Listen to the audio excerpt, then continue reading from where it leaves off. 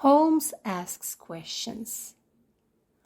Sherlock Holmes sat silent for some minutes, watching the fire. "Do many friends come to your house?" Holmes asked. "Very few. They are my partner with his family, and a friend of my son Arthur, Sir George Burnwell. No one else, I think." "Well, do you often go out?" "Arthur does.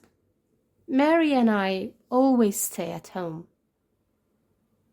"That is not usual for a young girl."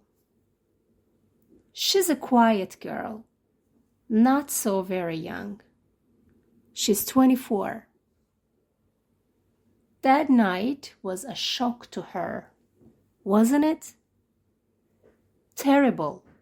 I think she feels worse than I do."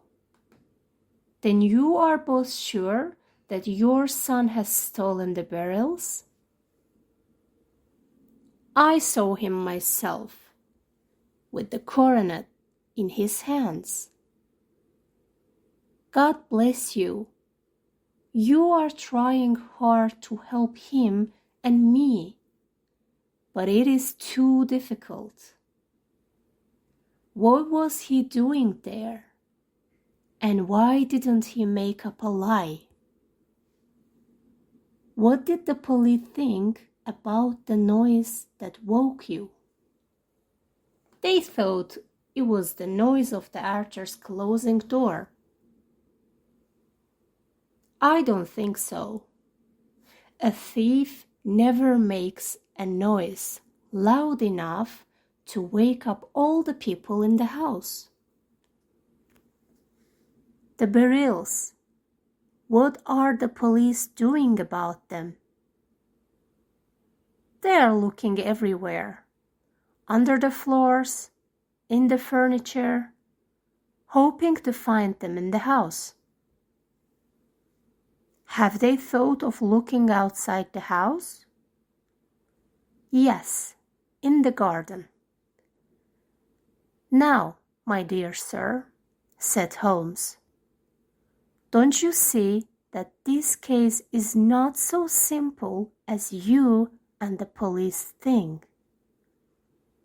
You think that your son came down from his bed and went to your dressing room, found the coronet, broke off a piece of it, then went somewhere to hide this piece, so cleverly indeed that no one can find it, and then return to the room.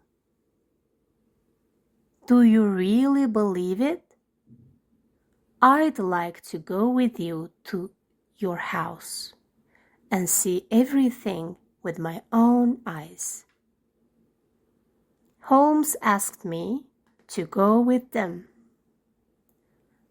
I followed them with great pleasure because I wanted to see Holmes at work.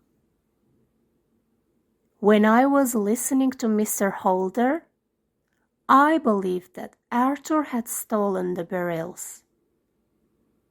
But deep in my heart, I trusted Sherlock Holmes. And I was sure there was some hope for the boy, and another explanation for the missing barrels. Mr. Holder was glad to have that small hope too.